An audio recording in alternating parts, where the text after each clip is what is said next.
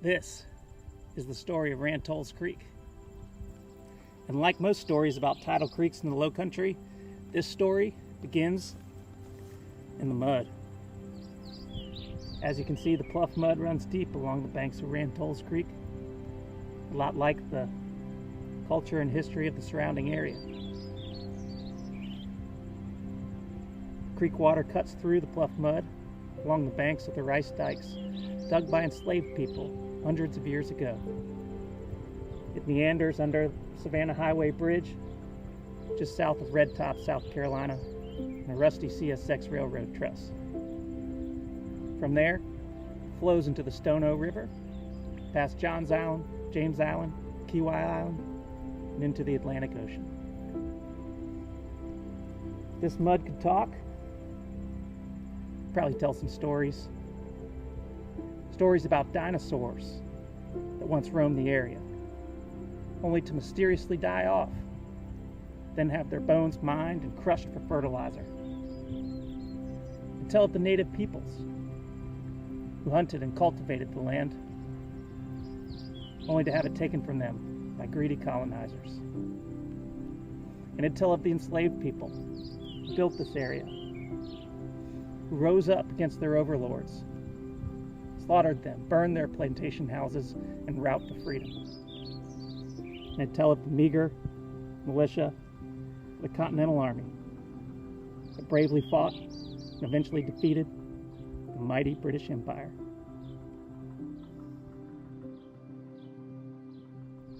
Some people know these stories better than most. They've learned them from centuries of oral tradition in the South Carolina Reading Room, the Charleston County Library. But most importantly, they've experienced the stories by paddling these creeks, stepping in the pluff mud. They know that the stories will likely be lost with the pluff mud when it's paved in concrete.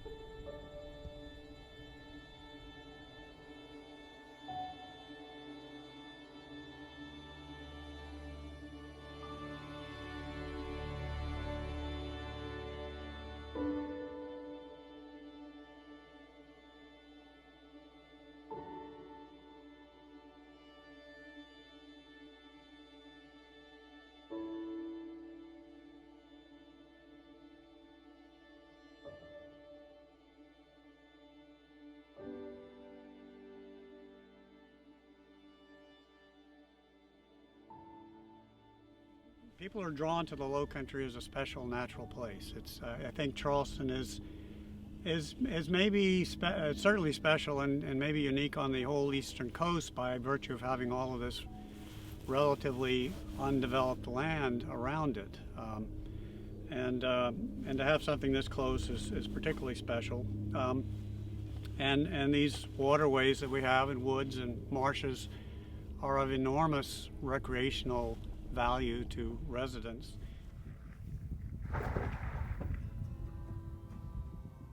Well, this is the sort of upper reaches of Rantowles Creek. Rantowles Creek is in essence a tributary of the Stono River, which is down this way.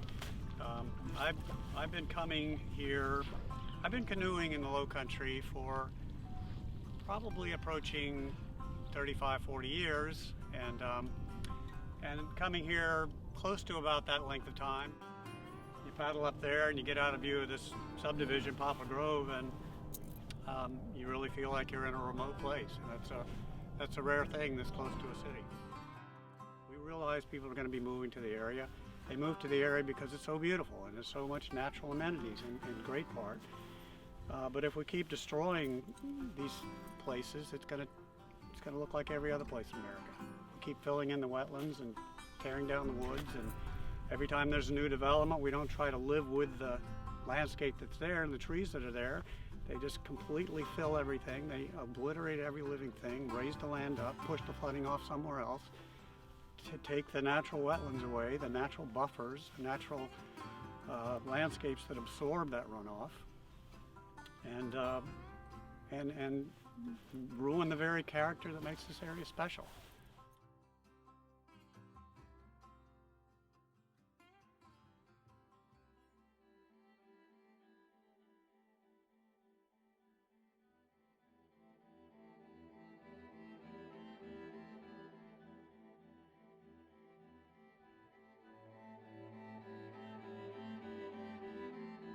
Let us begin with the Native Americans that were living here before the Europeans ever arrived. And what we had along our coastline were these small hunter-gatherer tribes that tended to collect in one area. And today what we have left of most of them is simply their names, like Siwi, Kiowa, Wampi, Santee. These were all small area tribes. And the area that we are in right now, this was the home of the Cusco Indians. So, who were the Cusco? They were typical of this region. They were a very small tribe. They lived in villages, and actually they would do their census by the bowmen, because what counted was how many hunters they had. And so the tribes will have the names of will have the number of bowmen, but that's pretty much all they will record. They may have had 2 or 3 children and wives that aren't counted, because bowmen were important. So here are the Cusco Indians. Well, the first boats arrive here in the year 1670, and in 1671 we're already a good 15 miles outside of Charleston, and the European settlers are here. They first say these Indians are very friendly, but within a year they decide, no, we're going to war with the Indians. And why? The reason that they decide that is because the Indians are assuming that all of these cattle that they're coming with and all of these crops belong to everybody. So the Europeans see it as stealing, that they're taking their grain and they're taking their cattle. And so they declare war on the Cusco Indians, and they're going to capture them all. Interestingly enough, the ones that did not pay ransom are going to be shipped down to the Caribbean, so they're going to be enslaved in the Caribbean. The Europeans learned very early on they couldn't enslave Native Americans on this land because they knew the countryside and they would escape.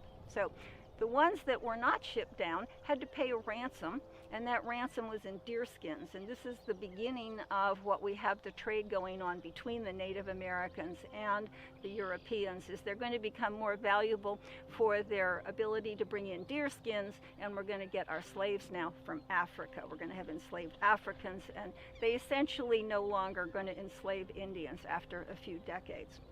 So this is the second year that the Europeans here, and already we're having contact with these Cusco Indians. By 1703, not knowing any better, the Indians have sold the land to the Europeans, and they didn't understand at all what they were doing, and it was a huge piece of property. It was over 18 square miles. It went from the Middleton plantation on the Ashley all the way to the Edisto River. So they are selling the land, but they're still here. They have learned, however, they cannot turn around and take the grain and take the cattle, because they've already been put to war over that, and the ones that stayed paid the ransom, and they understand.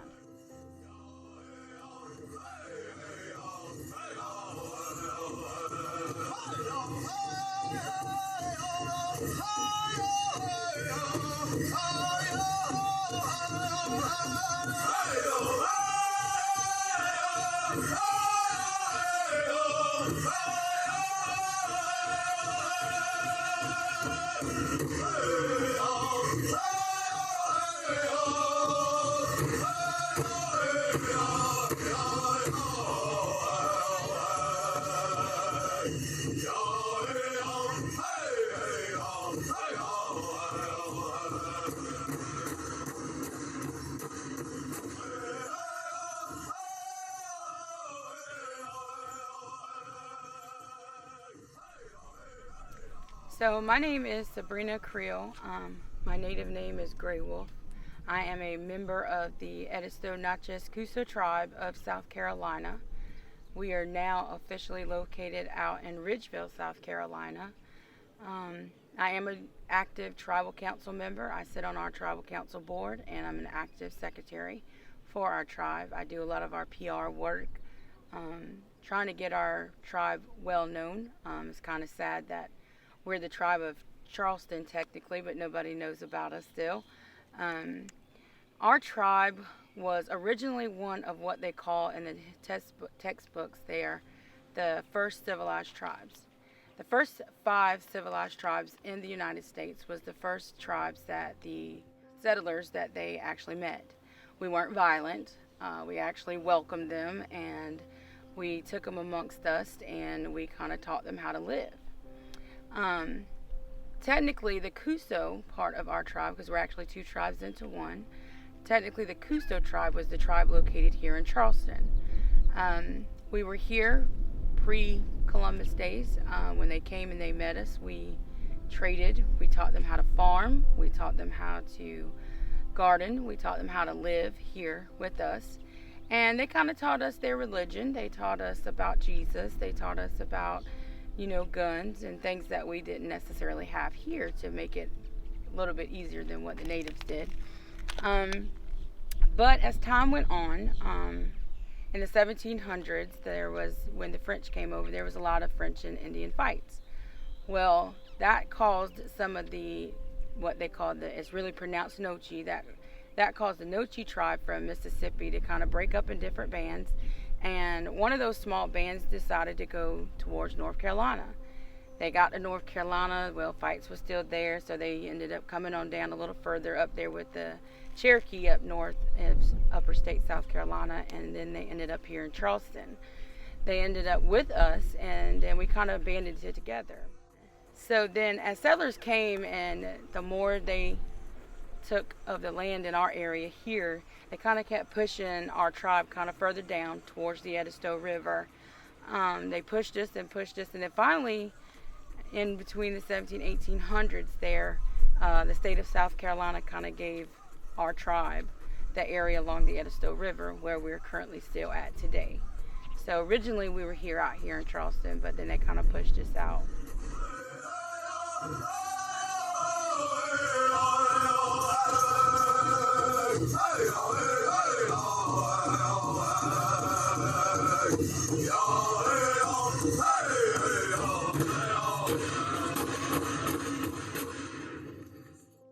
In 1700, so this is shortly after the first settlers arrived. They've arrived officially in 1670, but 1700 this land is going to be deeded to John Drayton, and this is those powerful Drayton families that are going to own property all over the Carolina Lowcountry.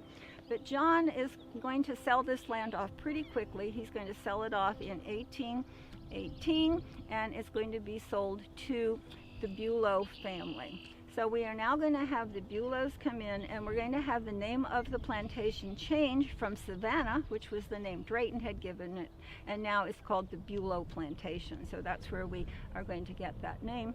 And what we want to think about in this time period is what is going on all around here. This is all rice country, and so the profit off of this land is actually the great rice fields. It's a very complicated process growing rice, and the enslaved that are brought here are actually brought from the rice fields of Africa because they're the ones that are knowledgeable in the cultivation of this crop. It is a tremendous laborious system. They come over to find these wetlands. They must cut down the timber with either axes or two-man saws. And after that, they are putting in dikes. They have to level the fields. And the thing that makes it so profitable is that 5 or 6 barrels of rice can be produced by one slave. That's how profitable it was. And when I say barrels of rice, we're not looking at boxes of Uncle Ben's. We're talking 500-pound barrels. So one enslaved person is producing that much wealth off of these plantations. And we do know in the census of 1850 that the current Bulow at that time that owned this plantation, he had over 20 slaves out here. He had a total of 144 enslaved people, but we know 24 of them were out here on this plantation involved in the cultivation of rice, and on the high land they are growing corn. So this is going to be maintained as a rice plantation. So this is a description in 1775 of what was involved in the work in a rice plantation. The reader must observe upon this account that the cultivation of it is dreadful, for if a work could be imagined particularly unwholesome and even fatal to health, it must be that of standing like the Negroes, ankle and mid-deep in water which floats in oozy mud, and exposed all the while to the burning sun, which makes the air they breathe hotter than human blood. These poor wretches are then in a furnace of stinking putrid effluvia. And That's a description written by a visitor in 1775 of what it was like on a rice plantation.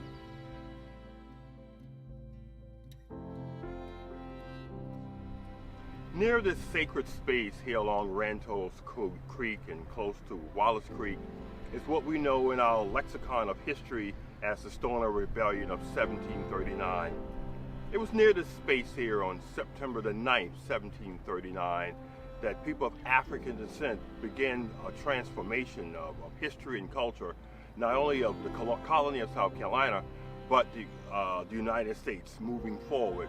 In fact, this was the first major slave revolt on North American soil, led by Africans that had been brought here in chains, dispersed through the harbor of Charleston, and then eventually taken to the western part of the county where we are now today. The Stoner Rebellion, as it was known, was actually a brainchild of Africans seeking freedom with an understanding if they could make it to Spanish Florida, specifically to Castillo de San Marcos, Fort Mose, or to St. Augustine, they could be free. As we all know historically, that the Spanish, in their continual conquest of North America, always find ways, to one-up the English. And so one of their edicts that they put out is that if any Africans could safely journey through Georgia, through northern Florida, and find themselves in St. Augustine, they would immediately become free. So without a tweet, without a post, without Facebook, Africans began to take this trek from the coastal area of South Carolina all the way down to St. Augustine, Florida. But on this fateful morning of September 9th, 1739, as these men had gathered together and on their quest heading towards St. Augustine, they encumbered upon other white owners, plantation owners, which saw what was going on and found a way to try to stop the situation. And as a result, the Stoner Rebellion ensued, where Africans killed nearly 30 whites in this general community here. Nearly 50 Africans were killed as a part of this process here. But what it did is that it put on record and on notice that Africans wanted their freedom, and they were willing to do anything, short of anything, in order to attain that. So today, in 2021, we'll gather here near this sacred space to really ask the Lowcountry to protect, to preserve, to remember, and to commemorate this historic space that we've worked on and where we're standing now today. In my past life as an employee of the National Park Service, I was fortunate enough to work with the establishment of the Gullah Geechee Cultural Heritage Corridor, which stretches all the way from Wilmington, North Carolina, ironically down to St. Augustine, Florida. And over the last 21 years, I've seen tremendous transformation, change, and development to many of these historical coastal communities, waterways, inlands, and wetlands. And we're here today to say that there needs to be a pause in this movement. These places need to be protected, the history needs to be known, and it needs to be recognized. And so I and others have joined together in an effort to look at the Stoner Rebellion site specifically along Rantowles Creek and along Wallace Creek to say enough is enough. And because of it, that's why we're standing here today urging others to join us in this quest of preserving and protecting these important fabrics in our American experience. In fact, the National Park Service in 1966 established the National Historic Preservation Act along with the United States Congress. And this National Historic Preservation Act puts a mechanism in place that recognizes and honors historic fabric places in our American experience. And we believe that this Stoner Rebellion site deserves not only to be on the National Register, but not only to have a state historic marker that it has, but it also should be looked at as a National Historic Landmark because of its history and of its legacy. This place, this space allows us to talk about slavery. This place, this space allows us to talk about our American experience. This place, this space allows us to even talk about the miles that we have yet to travel as a nation.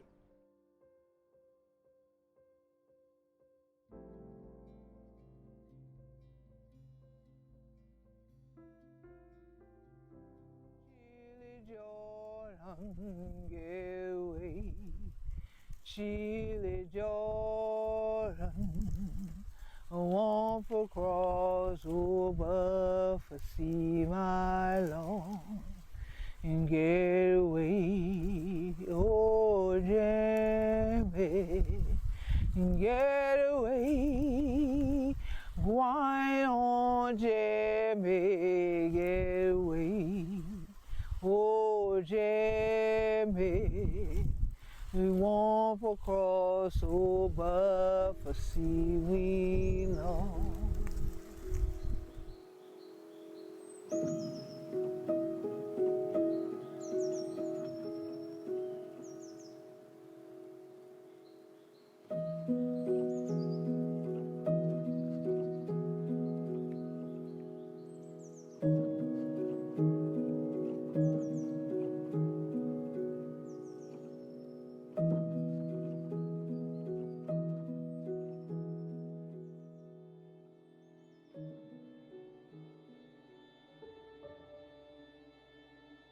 All of this area that they call the South Carolina Lowcountry is filled with our story, our legacy, his story, our journey. The blood, the sweat, and the tears of our Gullah Geechee ancestors literally was spilled on the soil and has made its way through the marsh into Rantowles Creek, into the Stono River. Our ancestors were the ones who beat those drums and said, join us in liberty, liberty, liberty. There been a thing free, but what were we? Are we gonna sit by and let others today turn the area into a plantation? Are we gonna protect the beauty of our environment, the ecology, the ecological balance, but more so than that, the culture that's kept this community in balance? It's kept a harmony, kept a spirit here. We ain't gonna sing, oh, freedom, and a shout like this, y'all, in the bush arbor for nothing.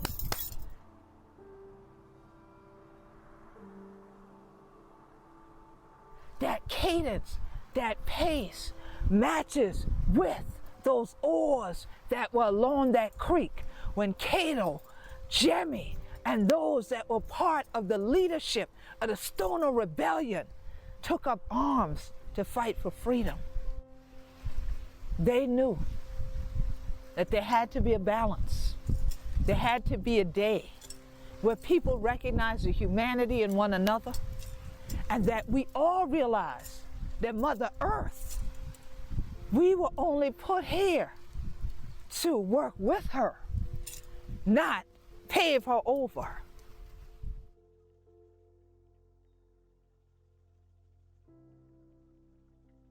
All right, so now we're going to talk about what is commonly referred to as the Battle of Rantowles. That what we really need to know, it was not a major battle like most of the engagements that we have here during the American Revolution, and we're in the Revolutionary War now. It was actually a skirmish. It was a small group and they meet each other and they have a skirmish and then everybody splits up.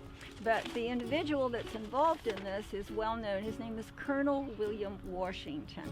And what has happened is Colonel Washington first spies some of the British dragoons that are out, and he makes a quick attack on them. He kills 7 and he captures several, including their leader, who was a colonel, and had no injuries, nobody killed. 7 of the English are killed, and Colonel Washington with his cavalry runs off. But who is coming after them? It's going to be Tarleton. And Tarleton is known throughout our history as just one of these really cruel, kind of really ardent fighters. And this is going to be the first engagement between Tarleton and Colonel William Washington, because Tarleton is furious that his men had been captured, and so he comes after them. And this time he comes with his cavalry, his dragoons. So off goes Colonel William Washington with his kidnapped colonel and his other prisoners, And that's it. But this is known as the Battle of Rantowles. It's really more one of those many, many skirmishes that took place here during the Revolutionary War as the British are marching on their way into Charleston. They have yet to capture Charleston. They're marching on their way. This is how close they were at that time.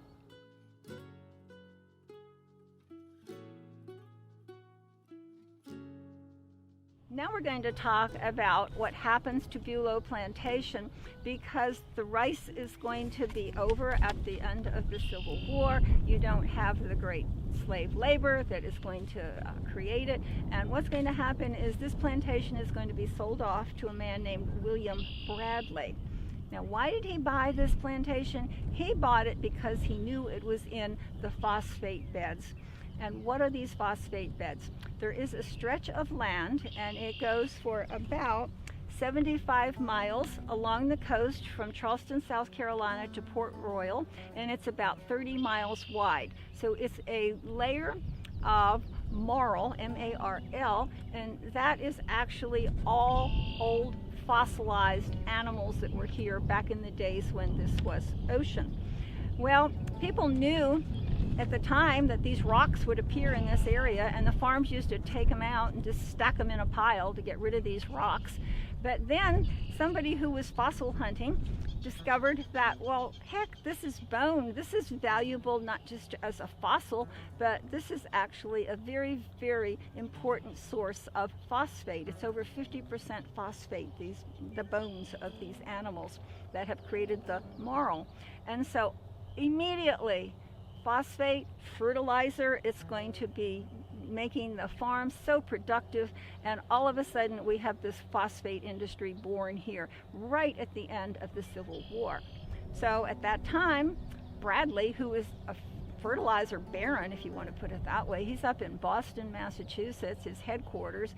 He has facilities in New Jersey, he has facilities in New York, he has facilities in Ohio, and all of this is part of his great empire of fertilizer. So now he's going to buy Bulow Plantation, and he's going to turn this into a washing station for fertilizer. It's kind of interesting. This is a carpetbagger. He's a northerner, and he never really does come down here to live. But they realize that they can't do good business if they don't have a local representative. So his local representative is going to be George Williams, who is more well known before times as a great blockade runner here during the Civil War. And the advertisement is going to be, the factor is George Williams, and the name of the company is the Carolina Fertilizer Company. So there's no inclination there to think this is one of those Yankees who actually owns the company and is making the money. He puts a huge investment here. The mining of this phosphate rock is all in the rivers. They had a monopoly from the government to mine phosphate in the rivers. So what they're doing is they're taking that rock out of the river, and then what they call wash it and grind it, and they're going to turn it into the fertilizer that is shipped all over. I mean, it's not just here. He's a massive, massive thing going here. A lot of the people that worked were the former enslaved people. The African Americans are now going to work there, but in addition, it's a really dirty work. You're down in the rivers, you're bringing up the rocks, and in addition to the African Americans, they're going to have a lot of the Irish immigrants. So we have Irishmen working here in the phosphate mining, and then the last group is convict labor. The state would rent out convict labor to work here in the phosphate mines. We are going to become so rich, the area that is the marl bed. The city of Charleston, this is an amazing, amazing statement. It was the phosphate, or better known as the fertilizer capital of the world in the 1880s, the fertilizer capital of the world. And it really helped our government, which was in derelict condition after the Civil War, because the government, in order to give them this commission in order to go out and dig up the rock, was getting $1 a ton. So almost half of the state budget was coming off taxes from this great phosphate industry. What's going to happen to it? Well, we are going to end phosphate mining here after the great earthquake of 1886.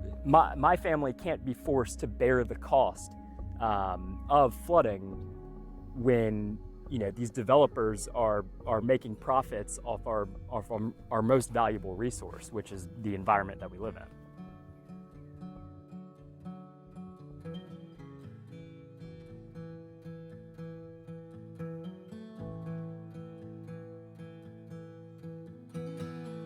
Well, in South Carolina, we have about 350,000 acres of coastal marshland, almost probably more than any other state on the East Coast. And they're really critically important for many different reasons. Number one, of course, in Charleston here and throughout the Lowcountry, we love seafood, and wetlands are a great nursery ground for a lot of the fish and shrimp and crabs and other things we love to eat and consume. Obviously, we love to recreate in the wetlands too, in terms of canoeing and kayaking and fishing, and they provide wonderful opportunities for recreation. But more importantly than that, they're great buffers. They're what we sort of call the resilient landscape. They're great buffers in terms of storm surges, in terms of being able to attenuate storm events and store floodwaters. They help in many different, they're going to be helping in terms of sea level rise and buffering the effects of sea level rise. Culturally, these wetlands define the Lowcountry. It's called the Lowcountry for a reason, because the continental shelf rises through here. We have a dip in the Earth's mantle, and we have these great wetlands that come way inshore, much more than any other state along the East Coast. And so they've defined how this area was settled, they defined the economy, they defined the culture. So they define sort of all the rituals and traditions that make the Lowcountry what it is, right? And the more we begin filling in wetlands, altering wetlands, degrading wetlands, fragmenting wetlands, we begin losing that cultural identity, that reason we call the Lowcountry this place, and the identity of this place. And so it's really critically important, in order to preserve and protect and conserve the tidal wetlands that we have, we begin treating the land that drains into these a bit differently, and with a little bit more respect and a little bit more nuance in terms of trying to control the runoff that's coming into these wetlands and the buffers that surround these wetlands. These coastal wetlands are one of the most productive ecosystems on the planet. And you see a lot of the grasses behind me, the Spartina alterniflora, the smooth cordgrass, and the black needle rush, and all that grass puts in a lot of biomass into the soil, which adds carbon, which creates nutrients for all the microorganisms there, which then start feeding the fiddler crabs and the smaller organisms, which all becomes part of the food web with the fish and the birds and the shrimp and the crabs and the oysters, and that's all one big food web. And all those nutrients actually drift out to sea too and begin feeding marine organisms. So without our wetlands here, most of our seafood industry around here would collapse. We wouldn't have the shrimping that we have here. We wouldn't have the oyster beds and oyster reefs that we have right now. And so they're critically important in terms of maintaining those ecosystems and that whole food web there.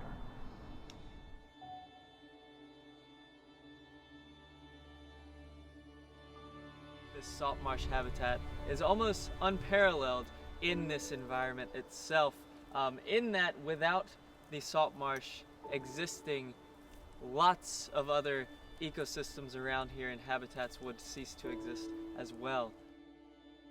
So we've seen bald eagles, we've seen swallow-tailed kites, we just saw an osprey above us. I mean, you can hear woodpeckers calling out there today. We've seen great egrets foraging along these mud banks here. You can see just in itself the amount of bird life that the salt marsh contains, and those are just the ones that we've seen. 5% of our land here in the USA is wetlands, and 5% is pretty low sounding to me.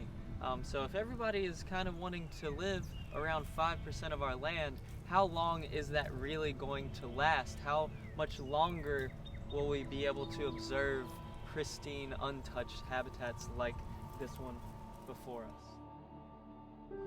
With those developments comes lots of factors that could definitely harm this ecosystem down the road, and not down the road as in 200 years, but down the road as in 20 years.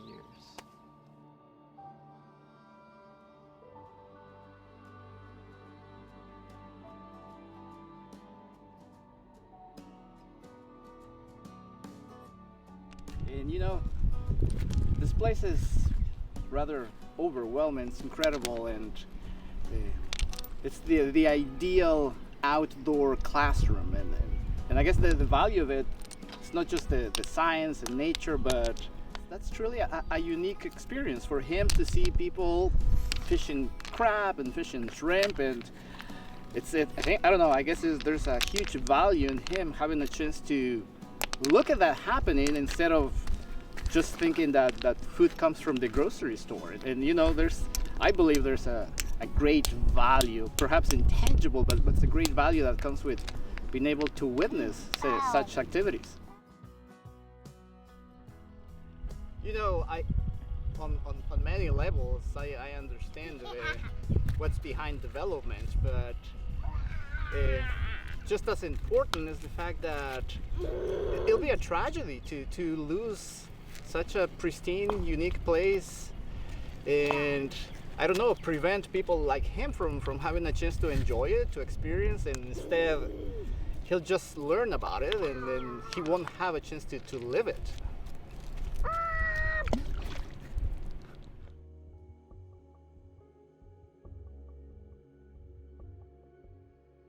Well, you know, let's look at this from a personal experience where many folks, you know, went fishing, shrimping, crabbing, just diving into the water.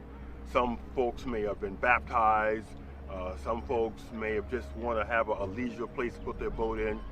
These were the physical places and spaces that were part of the coastal landscape of South Carolina now that are under tremendous threats. Boat landings, development, condominium homes, and everything else. And so I think in this conversation that we're having here today, it's so important that we take time to pause to know what was here first and what were people doing historically in these communities. And I think when we can take time to pause to look at the history, the culture, the legacy, and the heritage of our communities, it may make us look at how we are transforming the landscape. You know, the way our landscape is being transformed now in the 21st century, in some respects, as how it was in the 17th century when people of African descent were brought here and transformed the coastal landscapes from swamps and inland swamps into rice fields, which brought an economic opportunity for the colony of South Carolina, making it one of the richest colonies in the New World. Now in 2021, we are transforming the landscape again from an economic perspective, but is the economic perspective we're doing are we leaving or we're losing a history, a culture, a community, a viewshed, a landscape?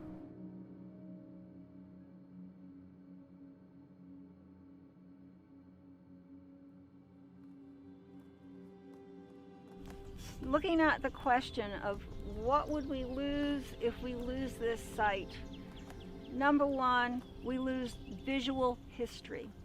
And for example, people love coming to downtown Charleston because they see a house that was built in 1780 and it's still there. What we have lost here is the landscape of our history. This is the landscape of the remaking of an entire coastline by enslaved labor.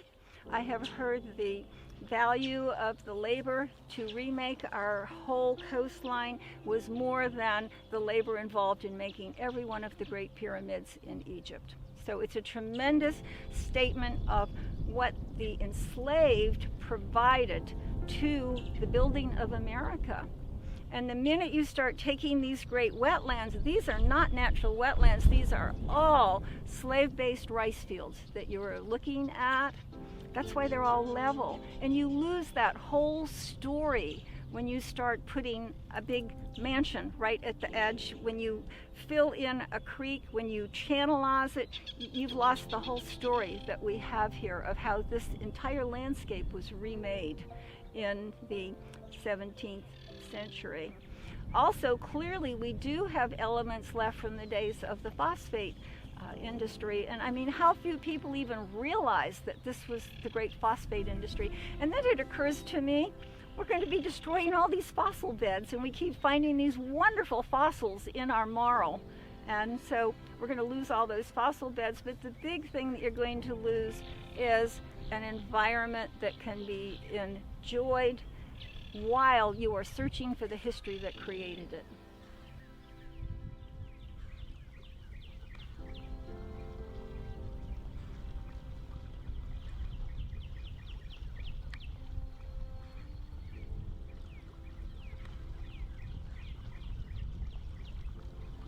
As being a Native American and from the tribe that was originally here, I think the best case scenario for this place was to leave her as she is. Mother Earth has left her this way. I think it would be great in the future that maybe some type of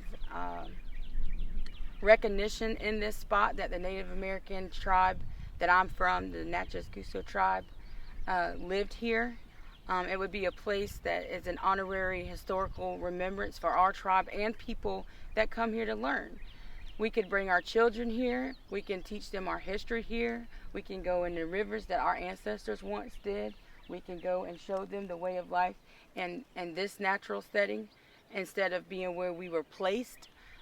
It would be ideal that in 500 years when I'm still not here, or your children are not here, that this place is still here because it was here before we got here. So it needs to stay here so that we can always keep and remind people of where we came from.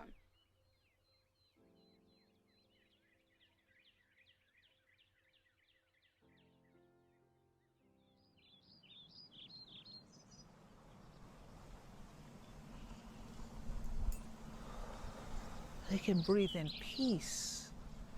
They can breathe in freedom. See, even the birds agree with me.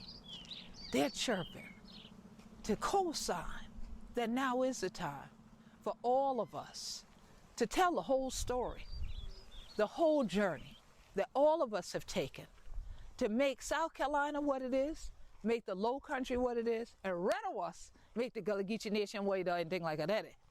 And to know that no one deserved what took place in the crime against humanity, but everybody deserves their right to freedom, deserves their right to a quality of life.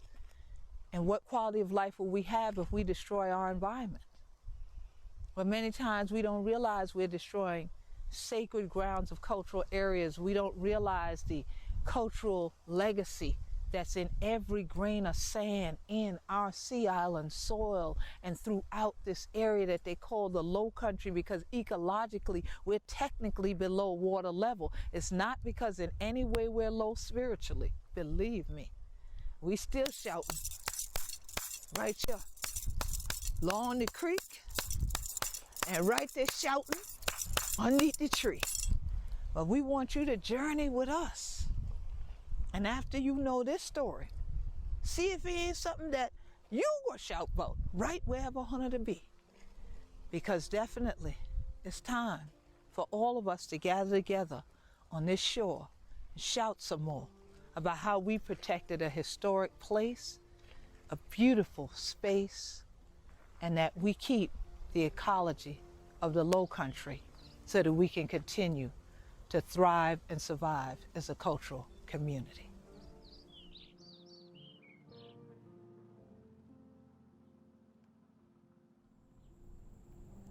A reporter recently asked me, from whom are you trying to rescue Rantowles Creek? Not fully understanding the question, I asked him for further explanation. To which he responded, in order to be successful in this campaign, we had to rescue Rantowles Creek from some kind of boogeyman. Developer, polluter, etc. To which I responded, there's no boogeyman. We're merely trying to rescue Rantowles Creek from ourselves. Only we can stop the sprawl and overdevelopment in Charleston County by letting our local, state, and federal representatives know, like Michael Allen said, this place, this space, allows us to talk about slavery. This place, this space, allows us to better understand the American experience. And this place, this space, reminds us how far we've come as a nation and how far we've yet to go. You see, after the Stono Rebellion, colonists from the Carolinas executed the insurrectionists and passed some of the most oppressive laws in our nation's history. These laws remained on the books for 200 years and prevented enslaved people from learning how to read, learning how to write, and gathering in large groups. They were an attempt to cover up our nation's worst atrocity by taking away the voice of the enslaved people. And the question remains whether we, 200 years later, intend to further participate in that cover-up by allowing this beautiful place to be paved in concrete. This place deserves to be protected for newcomers like myself, for the ancestors, the native people who once lived here, and the ancestors of the Gullah Geechee people who basically built this. So contact your representatives. Share this movie with them. Tell them that you want to protect the Pluff Mud and you want to rescue Rantowles Creek.